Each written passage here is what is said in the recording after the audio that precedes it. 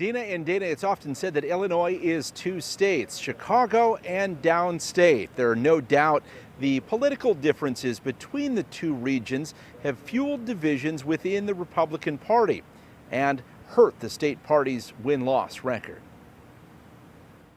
When we work together, we win together.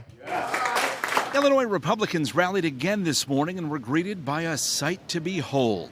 A giant block of cheese carved in Donald Trump's likeness. A lighthearted moment after a night of speeches that preached unity from some of the former president's primary campaign rivals.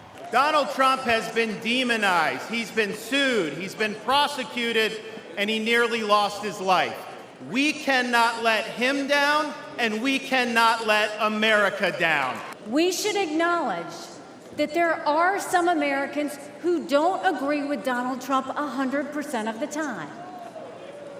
I happen to know some of them. And I want to speak to them tonight. There were a few cracks in the unity message on display on the convention floor, including an ongoing feud between Florida Congressman Matt Gaetz, who engineered the ouster of House Speaker Kevin McCarthy. Hey, if you took that stage, you would get booed off of it. You would get booed off the stage.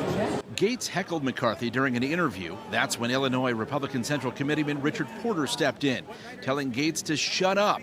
And then he used a few choice swear words. This morning, Porter told me he doesn't regret it. Certainly doesn't represent the very best. He's a very bright man, but he doesn't have great judgment. And I think the people in his district can do better than him. I mean, honestly, he's just not the best member. But look, I'll still take him over most Democrats. Matt Gaetz wanted me to stop an ethics complaint about him paying an underage woman for sex. Illinois' incoming Republican Party chair, Kathy Salvi from Chicago's northern suburbs, vowed to resuscitate the state party, which has lost congressional seats and doesn't hold a single statewide office. We are the party of hope and optimism and a better Illinois and a better future for America and our children.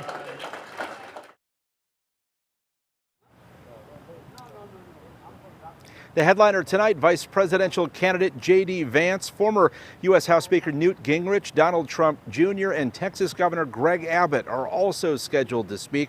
All of it is a build-up to the convention's main act. That's tomorrow night when former President Donald Trump takes the stage. It'll actually be his first public on-camera comments since Saturday's attempted assassination.